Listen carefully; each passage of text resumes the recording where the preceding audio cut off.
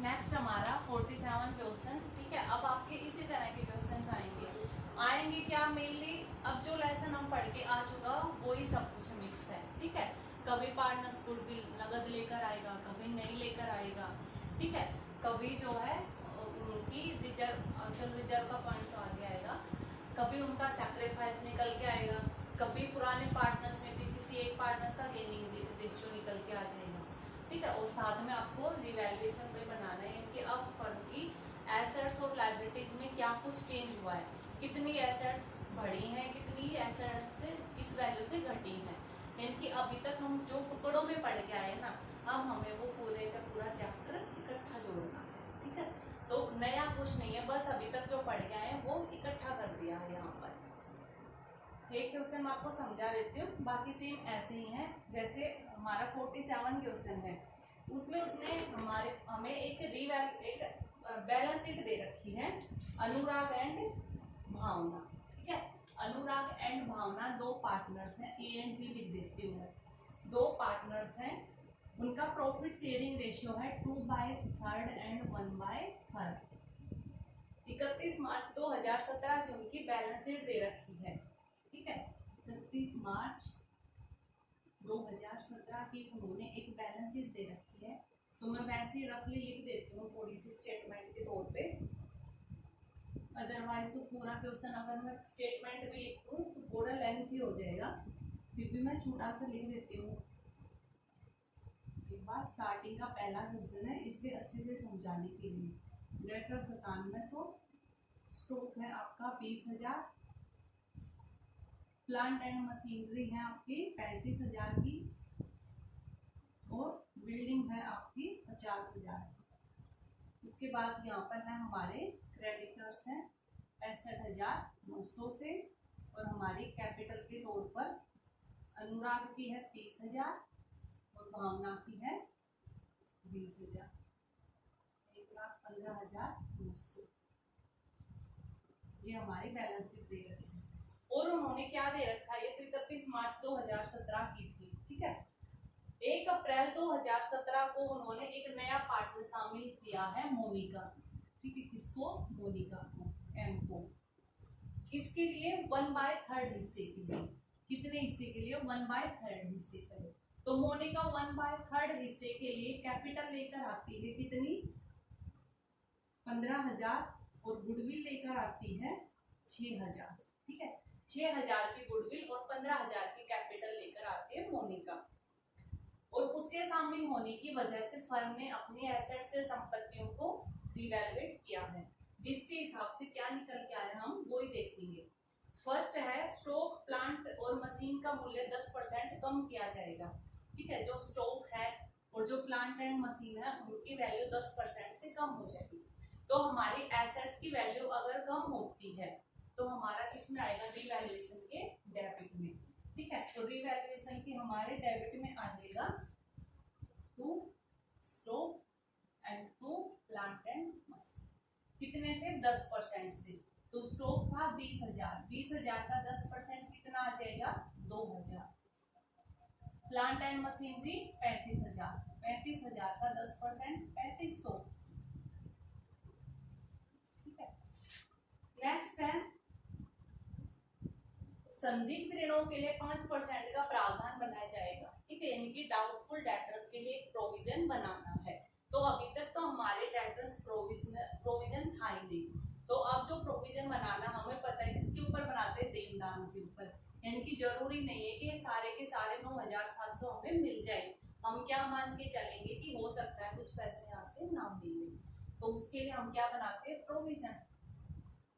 Provision for doubtful debtors. ठीक है, तो कितना बना के चलना है?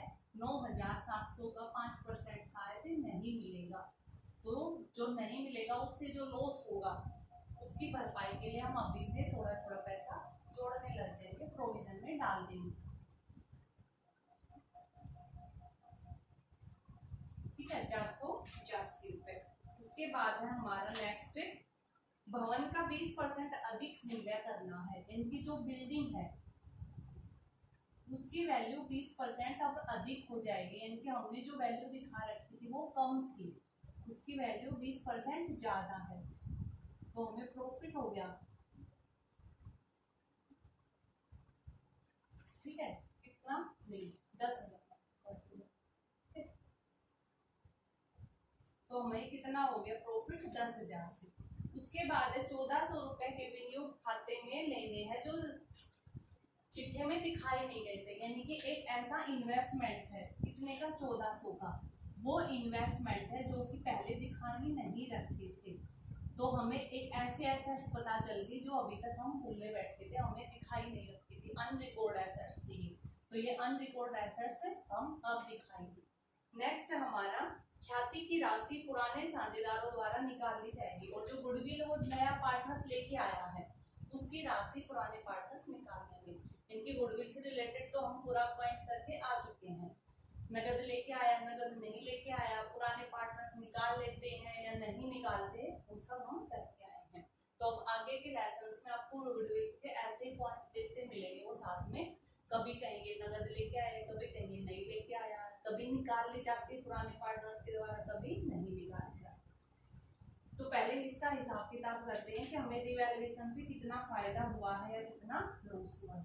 यहाँ पे आ गया 11,400, ठीक है, 11,400 का, और यहाँ पर जब हम इसका टोटल करेंगे, ठीक है, और इस टोटल में से जब हम इसकी अमाउंट लेस करेंगे तो हमारा प्रॉफिट आ जाएगा 5,415 का, ठीक है, 5,415 का हमारा प्रॉफिट आ जाएगा। ये profit transfer to old partners in old ratio. हमें पता ना रिवैल्यूएट के टाइम पर तो जो प्रॉफिट निकल के आएगा वो प्रॉफिट हम क्या करते हैं ओल्ड पार्टनर्स में बांटते हैं, क्योंकि अभी तक तो ये तो वो प्रॉफिट है जो ए और बी ने अपनी मेहनत से कमाया था, अभी जो मोहिनी या मोनिका जो है वो अभी इसका हिस्सा नहीं थी, तो जो इनकी मेहनत से इन्होंने कमाया उस लाभ को इन्हीं दोनों में बांटेंगे। तो 5,415 को ओल्ड रेशियो 2 और 1 का था, 2 और 1 में हम इसको बांट देंगे, ठीक है, तो ए और बी का हमें पता चल जाएगा इसको कितना मिलेगा, ठीक है, अगर इसको 3610 मिलेगा और इसको मिलेगा 1805, ठीक है, अब आप क्या करके देखना ऐसे ही निकल जाएगा। तो ये था हमारा रिवैल्यूएशन अकाउंट, ठीक है। उसके बाद हम करेंगे जर्नल एंट्री, या फिर आप जर्नल एंट्री थोड़ी सी अगर पहले रिवैल्यूएशन बना लोगे ना तो जर्नल फटाफट हो जाएंगी, ठीक है। हम यहाँ से एक कैपिटल अकाउंट भी बना लेते हैं पहले, या फिर चलो पहले जर्नल एंट्री कर लेते हैं, क्योंकि हमें गुडविल को बांटना है, गुडविल बांटने के लिए हमें जर्नल ही करनी पड़ेगी। तो सबसे पहले हम अपनी जर्नल एंट्री करते रहेंगे, सिर्फ इसी क्वेश्चन में मैं आपको पूरा क्लियर कर रही हूँ, अदरवाइज क्वेश्चन में जर्नल एंट्री आती भी नहीं है, ज्यादातर ये पूछता है, क्योंकि ये बन गया तो यहाँ से ये इजीली उठ जाएगा। तो सबसे पहले जर्नल एंट्री हमारा देखिए, स्टॉक और प्लांट मशीनरी से हमें लॉस हुआ था, तो रिवैल्यूएशन पे हमने किसमें डाला था डेबिट में, तो रिवैल्यूएशन अकाउंट डेबिट, और क्या डाला था स्टॉक और to plant and machine, value आप लिख देना 2000 और 3500 तो 5500। उसके बाद एक रिवैल्यूएशन के डेबिट में हमने एक और भी डाला था, या फिर आप यहाँ पर भी लिख सकते हो स्टॉक प्लांट एंड मशीनरी और to provision for doubtful debtors 485, ठीक है, 485 आप इकट्ठी भी कर सकते हो, इसके डेबिट की ये सारी अमाउंट इकट्ठी भी लिख सकते हो या फिर अलग अलग भी लिख सकते हो, वो कोई बात नहीं है। इधर से प्रॉफिट क्या हुआ था, बिल्डिंग का प्रॉफिट हुआ था 10,000 से, और एक प्रॉफिट हुआ था इन्वेस्टमेंट से 1400 से, तो ये सारे के सारे हमारे किस में चले गए थे रिवैल्यूएशन के क्रेडिट में चले गए। ये पॉइंट मैं आपको पीछे भी समझा के आ चुकी, इसलिए अभी आपको यहाँ पर जल्दी जल्दी करना है, क्योंकि यहाँ पर ये हो गया तो यहाँ से जर्नल एंट्री में तो इजीली उठ के आप डाल ही सकते हो, ठीक है। उसके बाद देखिए प्रॉफिट आया था हमारे पास, ठीक है, तो ये क्या है रिवैल्यूएशन अकाउंट डेबिट हुआ था, टू इसके पास गया था ए की कैपिटल और टू बी की कैपिटल, तो कितने से आया था ये 5,000 5415 से, ठीक है, 5415 से रिवैल्यूएशन डेबिट है। तो ये क्रेडिट क्या किया था, इसके ए और बी की कैपिटल जो कि 3610 से ए थी और 1805 से बी थी। तो इतनी जनरल एंट्री आपने रिवैल्यूएशन से उठा ली। उसके बाद हमारे क्या जनरल एंट्री होगी, एम जो है कैपिटल लेके आया, तो वहां से एक जनरल एंट्री क्या, फर्म के पास पैसा आया है, तो bank account debit to M capital और टू प्रीमियम फॉर गुडविल, यह नगद में लेकर आया है ना, इसलिए हम क्या लिखेंगे, प्रीमियम फॉर गुडविल। तो कितनी लेके आया, 15,000 की पूंजी है और 6,000 रुपए, ठीक है, 6,000 गुडविल की, ठीक है, तो कितने हो गए, 21,000 उसके पास आ। अब हमें पता है हम क्या करेंगे, इस प्रीमियम फॉर गुडविल को हम पुराने पार्टनर्स में एक सैक्रिफाइस रेशियो में हम इस अमाउंट को बांट देंगे, ठीक है, यानी कि टू जो ओल्ड पार्टनर्स हैं उनमें बांट देंगे। तो ओल्ड पार्टनर्स टू ए था एस कैपिटल, तो टू बी था टू बीस कैपिटल, हम इनमें बांट देंगे। तो यहाँ तक तो ठीक है, हमें पता है।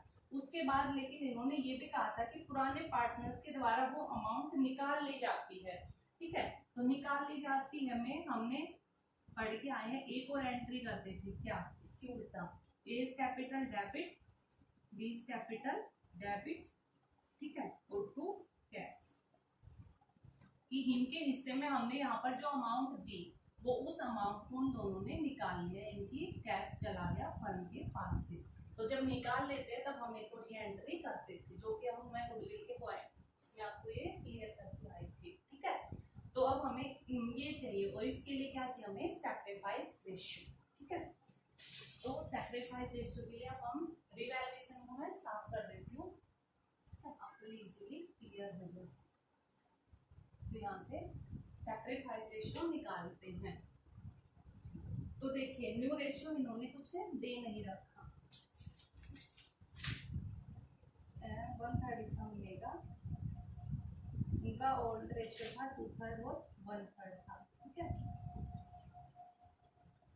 देखिए ओल्ड रेशियो के तौर पे उनका सैक्रिफाइस रेशियो के तौर पे हम क्या निकालते थे, जैसे ए और बी का हम निकालते थे तो हम ओल्ड रेशियो लेते थे, माइनस में न्यू रेशियो करते थे, तो हमें न्यू रेशियो नहीं पता, तो हम लेकिन उस मेथड से निकालते थे कि m को मिल रहा 1/3, ठीक है।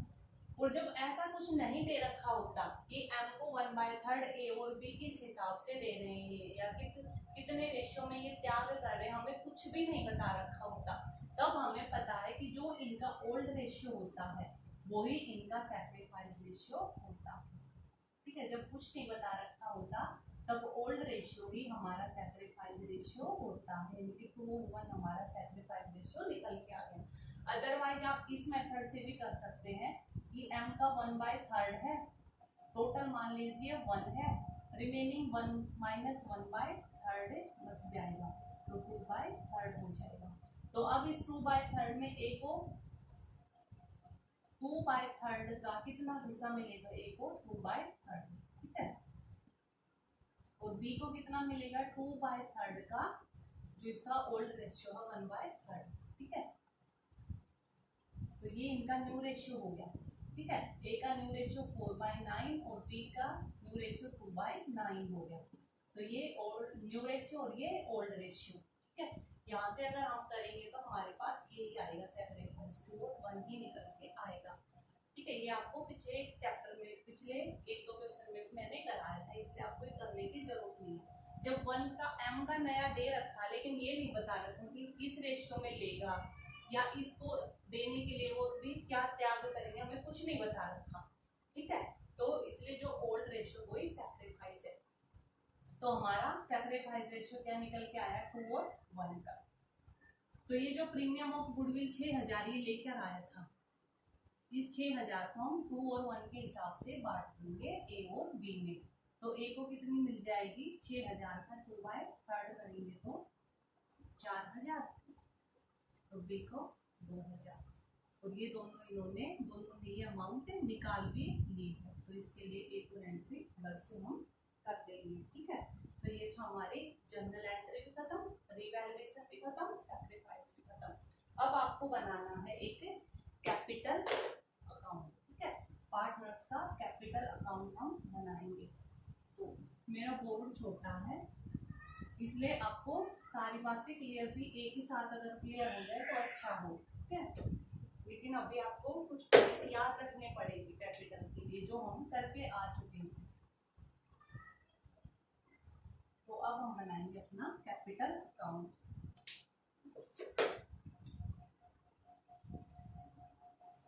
मोहिनी और एक बी था ना, और एक पार्टिकुलर, कोई बात नहीं बेटा, आप चलो मार था, ठीक है। ये इस तरह से हमें बनाना है।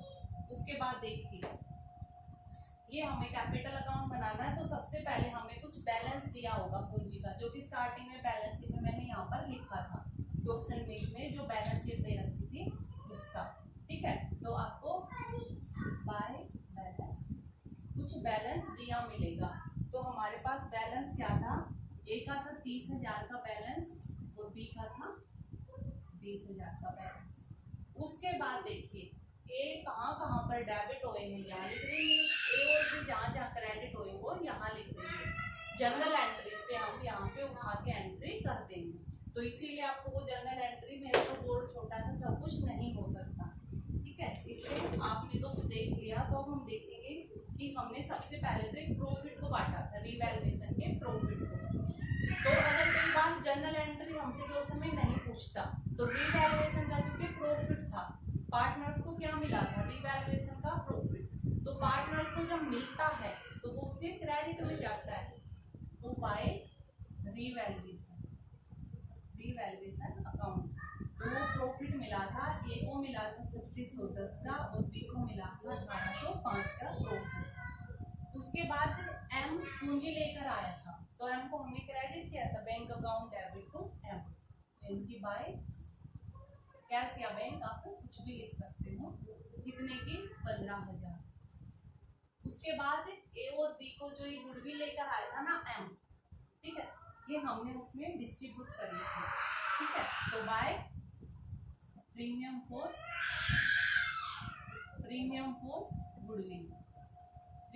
गुडविल से ए और बी का हमने खातों में डाल दी थी 4,000 और 2,000।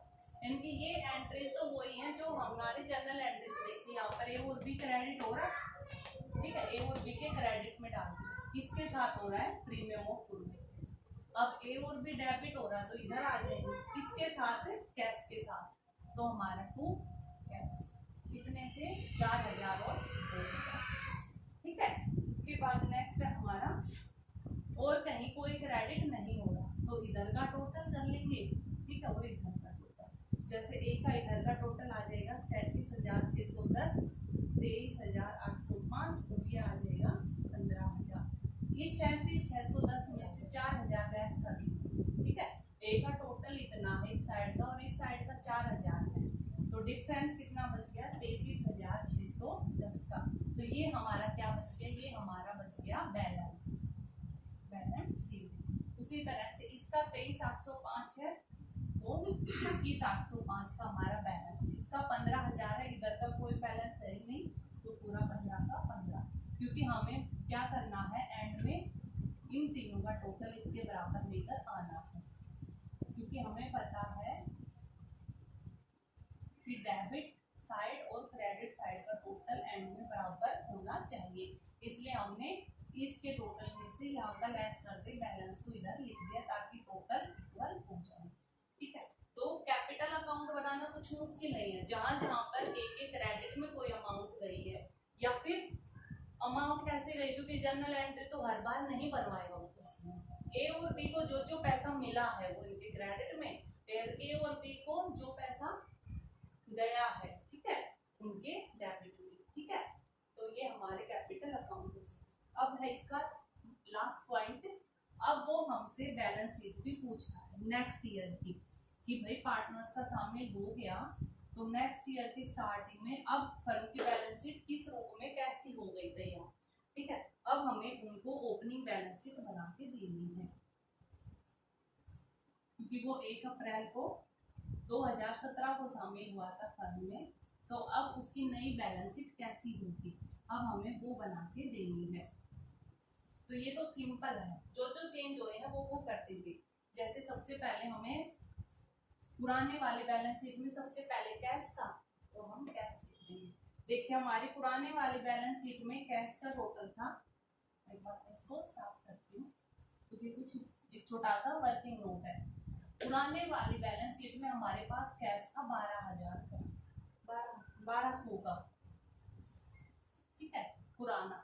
उसके बाद इस साल में एम शामिल हुआ है, तो वो कुछ पैसे लेकर आए थे, किसके रूप में, कैपिटल के रूप में, और वह कुछ गुडविल की अमाउंट भी लेकर आया था, और वो भी नगद। तो यानी कि फर्म के पास कैपिटल और गुडविल के अमाउंट के तौर पर भी पैसे आए हैं। तो कितने आए हैं, 6,000 और 15,000।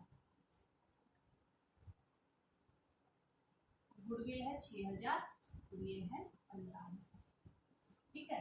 तो 1200, 6,000 और 15,000, 22,200 की अब उसके पास टोटल पैसे हो गए। लेकिन इनमें से ए ने और बी ने पूंजी ना, सो वो क्या किया था, गुडविल निकाल ली थी, तो ए और बी ने निकाली, ठीक है, छाती की राशि निकाल ली थी, कितनी, 6 की 6। तो ये 6,000 वापिस हम लेस कर देंगे, तो हमारे पास कितना बच जाएगा, 16,200। यानी कि एंड में फर्म के पास 16,200 के पैसे बचे हैं। जो पैसा था स्टार्टिंग की बैलेंस शीट का वो ऐड कर देंगे, जो ए कैपिटल ले, कई बार ये नहीं भी लेके आएगा पूंजी, तो नहीं करेंगे। इनकी फर्म में जो भी नया पैसा आया सिर्फ वो करेंगे। तो कैपिटल 15 की, गुडविल 6 की। अगर ये नहीं निकालते ना तो हमारा ये बैलेंस होता कैश 22,200।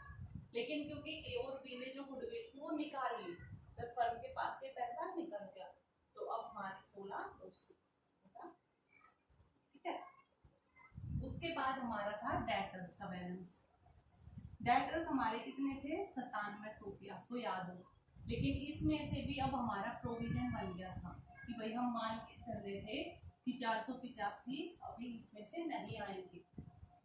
तो बैलेंस शीट में हम क्या करते थे, डेटर्स में से प्रोविजन लेस करते हैं, तो हमारा आ जाएगा 9215। उसके बाद हमारा स्टॉक था।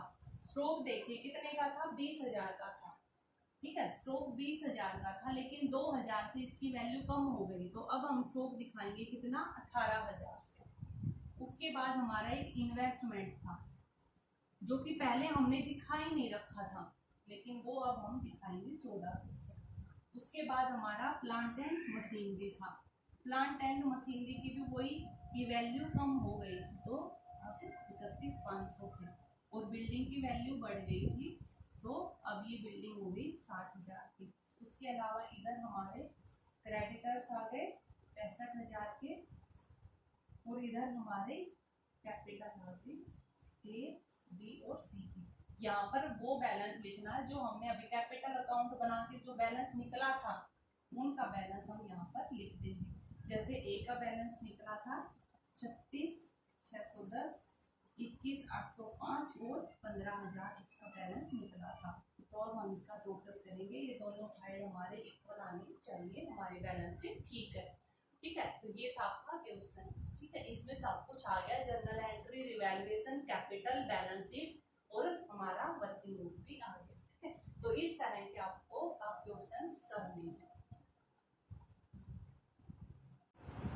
देखिए अब हमारा जो नेक्स्ट पॉइंट है, ठीक है, उसमें क्या होगा, जैसे अभी इसमें बैलेंस शीट दे रखे थे ना, उसी तरह से आगे के क्वेश्चंस में भी बैलेंस शीट होगी। लेकिन उस बैलेंस शीट में हम देखेंगे कि कई बार ना जनरल रिजर्व का कुछ बैलेंस, रिजर्व फंड का या प्रॉफिट एंड लॉस का कुछ क्रेडिट बैलेंस दिया होगा, या फिर हो सकता है कि नीचे एडजस्टमेंट में बता रखा हमें। तो जब हमें जनरल रिजर्व, रिजर्व फंड या प्रॉफिट एंड लॉस का क्रेडिट बैलेंस दिया होता है, तो इट मीन्स ये क्या है, एक लाभ ही है फर्म के, ठीक है। उस लाभ में से फर्म ने क्या किया है कि पैसा इकट्ठा करके रिजर्व बनाया है, ठीक है, उस संचय के तौर पर पैसा इकट्ठा किया है। यानी कि कहीं ना कहीं ये उन पुराने पार्टनर्स का वो पैसा था जो लाभ के तौर पे उन्हें मिलता, लेकिन क्योंकि भाई आने वाले फ्यूचर के लिए फर्म ने क्या किया, वो पैसा बचा के रख लिया, पार्टनर्स को कम पैसा बांटा और थोड़ा हिस्सा बचा के रख लें। तो अब जब नया पार्टनर शामिल हो रहा है तब ये पुराने पार्टनर्स क्या कहेंगे कि अभी तक जो पैसा हमने बचाया है अब हम उसको आपस में बांटेंगे, जो हम पुराने पार्टनर्स हैं वो, क्योंकि अब यहाँ से नए सिरे से स्टार्ट हो गए। तो जो पुराना लाभ का पैसा बचा हुआ है उसमें तो पुराने पार्टनर्स का ही हक है, इसलिए पुराना जनरल रिजर्व फंड और प्रॉफिट एंड लॉस का क्रेडिट बैलेंस हम किस में बांट देंगे, पुराने पार्टनर्स में। ठीक है, ये टॉपिक थर्ड लेसन में भी था, इसलिए मैं आपको पूरा ज्यादा क्लियर नहीं कर रही, मतलब क्वेश्चन नहीं कराऊंगी अभी इसके, क्योंकि एक के क्वेश्चन है। ठीक है, वो सिर्फ इसी का है और इसका एक के क्वेश्चन हम थर्ड लेक्चर में थोड़ी थर्ड लेसन में करके आ चुके हैं ये पॉइंट। ठीक है, वहाँ पे हमने इसके क्वेश्चंस भी देखे। तो जब आगे कोई बड़े क्वेश्चन में ये पॉइंट आएंगे वहां पर हमारा हो ही जाएगा। उसी तरह से हो सकता है कि फर्म की कुछ हानियां भी हो, ठीक है, कुछ दायित्व भी हो, तो वो भी अगर ये लाभ ले रहे हैं तो पुराने पार्टनर्स उस दायित्व उस हानि को भी बांटेंगे, जैसे प्रॉफिट एंड लॉस का डेबिट बैलेंस, या फिर एडवर्टाइजमेंट एक्सपेंसेस, या फिर डेफर्ड रेवेन्यू एक्सपेंडिचर। तो अगर इस तरह की कोई अमाउंट है बैलेंस शीट में तो उस अमाउंट को भी ओल्ड पार्टनर्स की कैपिटल के डेबिट साइड में हम उसको बांटते हैं। ठीक है, तो अगर लाभ है तो क्रेडिट में, हानि है तो पार्टनर्स के डेबिट में हम इन पुराने अमाउंट्स को बांट देंगे। ठीक है, तो ये अगर ये पॉइंट्स है तो हमें पहले ओल्ड पार्टनर्स को ये पॉइंट क्लियर करके खत्म करने पड़ेंगे। उसके बाद हमें बस एक पॉइंट देखना है कि कई बार बैलेंस शीट में ना एम्प्लॉइज प्रोविडेंट फंड, ठीक है, एम्प्लॉइज प्रोविडेंट फंड होगा या फिर एक होगा एम्प्लॉइज सेविंग अकाउंट।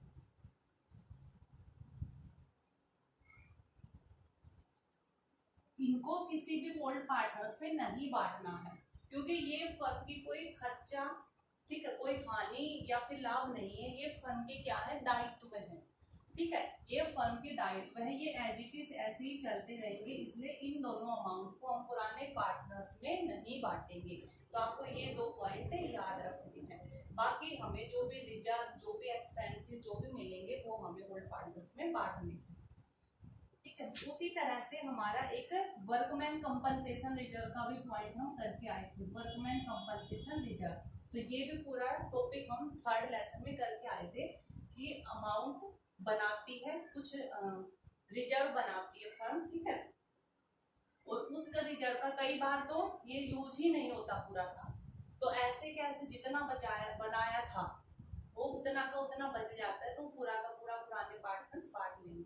कई बार क्या होता है, मान लीजिए हमने 20,000 का बनाया और साल के दौरान 15,000 खर्च हो गए, तो जो 5,000 है उसको पुराने पार्टनर्स बांट लेंगे। कई बार क्या होता है कि बनाया था 20 का, हो गया खर्चा 25 का, तो जो 5,000 है वो रीवैल्यूएशन की हम किस में डाल देंगे, डेबिट में, क्योंकि ये लॉस है, और इस 5,000 को हम पुराने पार्टनर्स में भी बांट देंगे कि उनसे ये अमाउंट मांगा जाए। तो ये टॉपिक पे हम थर्ड लेसन में पूरा करके आए हैं। तो आपको एक बार पहले वो वाली वीडियो फिर से सुनना, वर्कमैन कंपनसेशन की, ये टॉपिक भी क्लियर हो जाए।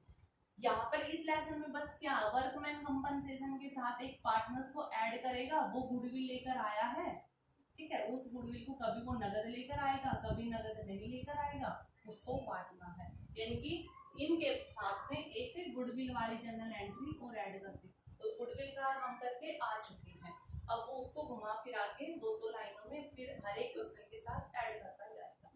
ठीक है, तो वर्कमैन कंपनसेशन भी हम वहां से करके आए हैं।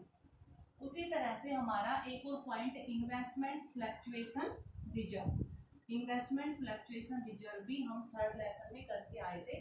सेम यहाँ पर भी वही पॉइंट क्लियर है, डिट्टो ऐसे के ऐसे ही कर ले हैं। तो आप ये वाला टॉपिक एक बार वहां से उठा के क्लियर कर लेना, ताकि आगे के क्वेश्चन आप इजीली यहाँ पर कर पाओ।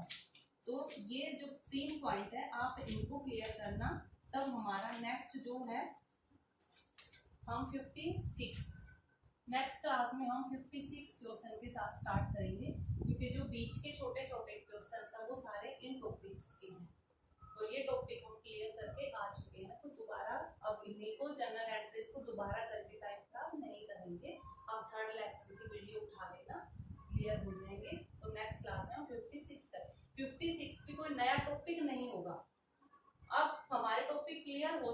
अब बस 56 में पूरा अब एक एक बड़े बड़े क्वेश्चन आ जाएंगे, जिसमें वो वर्कमैन कंपनसेशन भी ऐड कर देगा, गुडविल भी ऐड कर देगा, रिवैल्यूएशन भी बनवाएगा। इनके अभी तक जो हमने छोटे छोटे पार्टों में जो पढ़ के आए हैं वो सारा का सारा इकट्ठा कर देगा। ठीक है, तो 56 से करेंगे